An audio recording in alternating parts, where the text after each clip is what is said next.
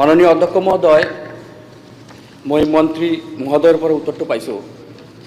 মোৰ কোৱেশ্যনটো আছিলে যে বিজনী সমষ্টি সীমান্ত সুৰক্ষা আৰু উন্নয়ন বিভাগৰ বিজনী সমষ্টিৰ অন্তৰ্গত কেইখন গাঁও আছে বা এলেকা আছে, আৰু সীমান্ত সুৰক্ষা আৰু উন্নয়ন বিভাগৰ জৰিয়তে কেইখন গাঁও আঁচনি লোৱা হৈছে, আৰু আগন্তুক দিনত কি আঁচনি কাম আৰম্ভ কৰিব। মই মন্ত্ৰী মহোদয়ক আপোনাৰ জৰিয়তে জনাব খোজোঁ যে বিজনী সমষ্টিৰ প্ৰায় 3টা জিপি বা 4টা জিপি বা আমাৰ BTCত VCDC বুলি কোৱা হয়, ভিলেজ কনষ্ট্ৰাকশ্যন ডেভেলপমেণ্ট কাউন্সিল বা কমিটি।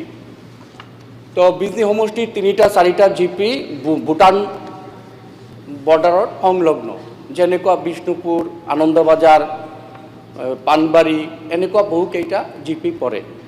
তো আমি আগতে যেনেকুৱা জানিছিলোঁ BADP মানে বৰ্ডাৰ এৰিয়া ডেভেলপমেণ্ট প্ৰগ্ৰাম বা আজিকালি ভিলেজ ভাইব্ৰেণ্ট বুলি আমি জানো।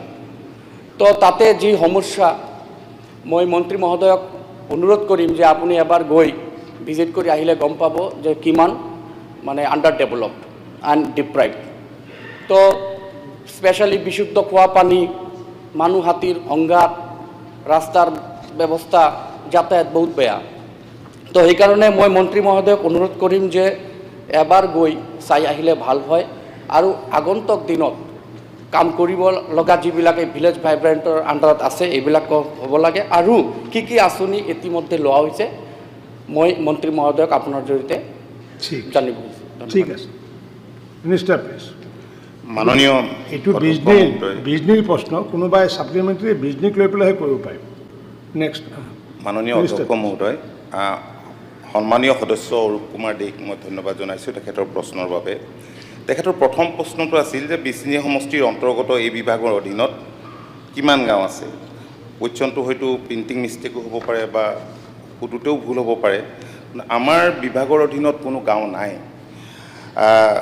মই বুজি পাইছিলোঁ যে স্পিৰিটটো আছিল যে আন্তঃৰাষ্ট্ৰীয় সীমান্তত সেই বিজনী সমষ্টিৰ সেই উন্নয়ন খণ্ডৰ, বড়োবজাৰ উন্নয়ন খণ্ডৰ কিমান গাঁও আছে, আৰু সেইকাৰণে আমি উত্তৰত কৈছিলোঁ যে 227খন গাঁও আছে।